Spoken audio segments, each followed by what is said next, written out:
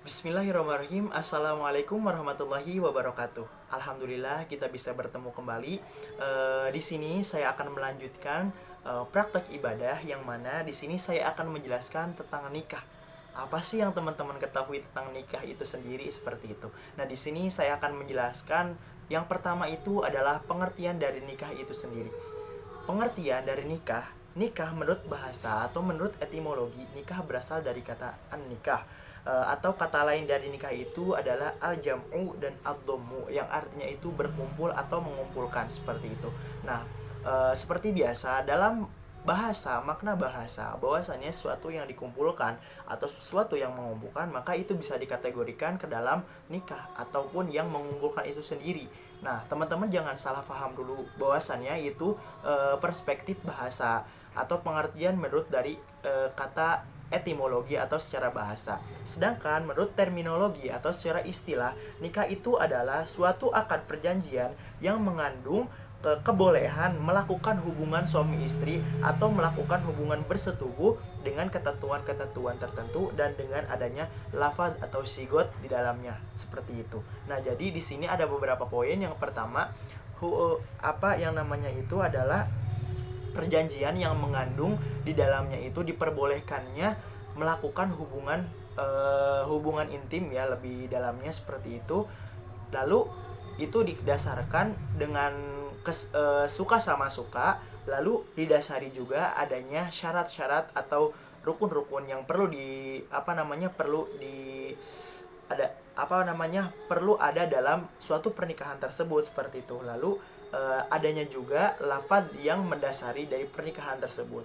Mungkin dari secara kurang lebih seperti itu untuk pernikahan, untuk pengertian dari pernikahan itu sendiri seperti itu. Yang selanjutnya itu di sini saya akan membacakan rukun nikah. Apa yang teman-teman ketahui tentang rukun nikah? Mungkin ada beberapa perbedaan pendapat dari para ulama. Contohnya dari para imam-imam madhab seperti itu. Contohnya dari Imam Syafi'i, Imam Hanbali, Imam Maliki, dan Imam Hanafi itu memiliki perbedaan pendapat mengenai rukun dari pernikahan itu sendiri seperti itu. Tapi di sini saya akan membacakan suatu makna atau suatu rukun dari nikah itu secara global saja. Cakupannya itu secara menyeluruh. Jadi semuanya itu sudah mendasari atau sudah terlandasi seperti itu ke dalam, sudah mencakup dan apa saja yang akan saya bacakan seperti ini.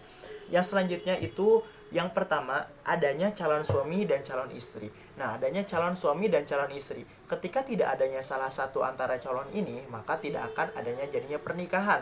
Nah, salah satunya itu mengapa termasuk ke dalam rukun dari pernikahan itu sendiri seperti itu. Maka ketika tidak adanya misalkan tidak adanya suami, hanya saja istri saja, apa yang akan dinikahi seperti itu? Siapa yang akan dinikahkan seperti itu?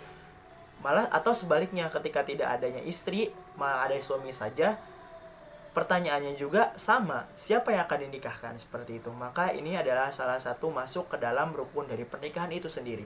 Yang selanjutnya itu adanya wali dari pihak calon perempuan. Ya, dari pihak calon pengantin wanita. Biasanya ketika seseorang itu melakukan pasti adanya musyawarah antara suatu keluarga. Siapa yang akan menjadi wali? Apakah orang tuanya, apakah kerabat keluarganya ketika orang tuanya sudah tidak ada, ataukah diwalikan kepada wali hakim yang lebih berhak seperti itu. Maka itu akan terjadi ketika musyawarah sebelum pernikahan itu dilanjutkan atau diselenggarakan, itu akan terjadi seperti itu. Yang selanjutnya itu adanya 2 orang saksi. Yang selanjutnya itu adanya sigot atau adanya akad pernikahan seperti itu. Nah, yang selanjutnya itu ada macam-macam pernikahan, teman-teman. Macam-macam pernikahan, teman-teman perlu ketahui nih. Sesungguhnya dalam Islam juga ada beberapa macam-macam pernikahan seperti itu. Ada juga macam-macam pernikahan, entah itu yang diperbolehkan atau yang disunahkan atau yang bahkan diwajibkan atau bahkan yang diharamkan dalam Islam. Nah, di sini saya akan membahas sedikit tentang macam-macam dari pernikahan itu sendiri. Yang pertama, pernikahan az-zawaj al-wajib. Nah, ini adalah pernikahan yang dimana 2 pasangan suami istri ini diharuskan atau diwajibkan untuk menikah dikarenakan sudah sudah cukup dalam segi ekonominya, sudah cukup dalam segi biologisnya, dari segi umurnya, tapi dia di dalam pikirannya, dia di dalam hatinya masih bimbang. Ketika dia tidak melakukan pernikahan dengan segera, ditakutkannya dia akan melakukan perzinahan. Sedangkan perzinahan itu adalah sesuatu yang mana sangat dilarang oleh agama kita, agama Islam. Maka itu harus disegerakan untuk dinikahkan. Maka disebut dengan pernikahan az-zawaj al-wajib, seperti itu. Yang kedua yaitu pernikahan az-zawaj al-mustahab. Az-zawaj al-mustahab itu adalah pernikahan atau pernikahan yang dianjurkan. Mengapa demikian? Apa yang melatar belakangi sehingga pernikahan ini dianjurkan seperti itu?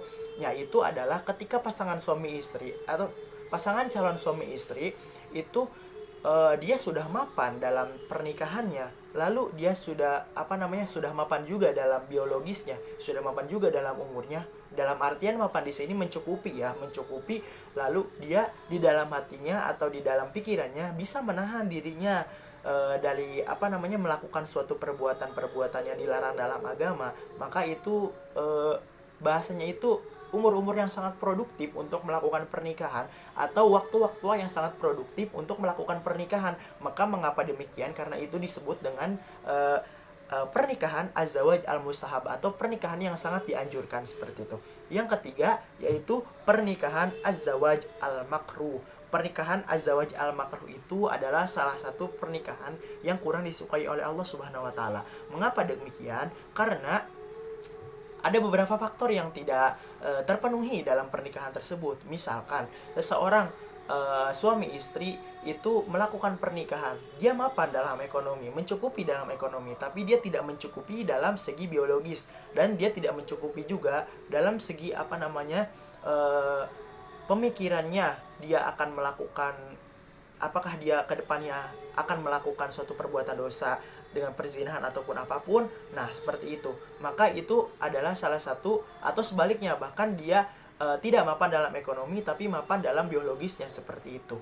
Nah, hal seperti itu mengapa dimakruhkan? Karena akan adanya seseorang yang akan merasa dirugikan, khususnya seorang istri tersebut, seperti itu, teman-teman. Yang selanjutnya adalah pernikahan yang keempat, yaitu adalah pernikahan az-zawaj al-mubah. Pernikahan az-zawaj al-mubah itu tidak ada melatar belakangi pernikahan kasus-kasus yang seperti itu. Jadi dia cukup dalam segi ekonomi, cukup dalam segi umur, atau cukup dalam segi biologis, tapi dia melakukan untuk pernikahan, seperti itu. Lalu tapi dia di dalam, ketika sudah melakukan pernikahan, dia menunda untuk melakukan menyegerakan untuk mendapatkan momongan ataupun seperti apa, itu diperbolehkan. Mengapa demikian? Karena dia tidak menelantarkan sunnah Rasulullah, yaitu melakukan pernikahan itu sendiri, seperti itu. Yang selanjutnya itu pernikahan haram. Pernikahan haram itu yang seperti apa? Ini ada pernikahan yang terakhir, adalah pernikahan haram. Pernikahan haram itu adalah pernikahan yang dilakukan oleh seseorang, yang mana ketika pernikahan itu dilakukan, salah satu atau khususnya seorang istri, dan ini umumnya memang istri akan merasa tersakiti atau merasa tertindas. Mengapa demikian? Karena setelah melakukan pernikahan itu, maka seorang suami tidak akan memberikan nafkah biologis, tidak akan memberikan nafkah ekonomis kepada istrinya. Lalu seorang suami misalkan memberikan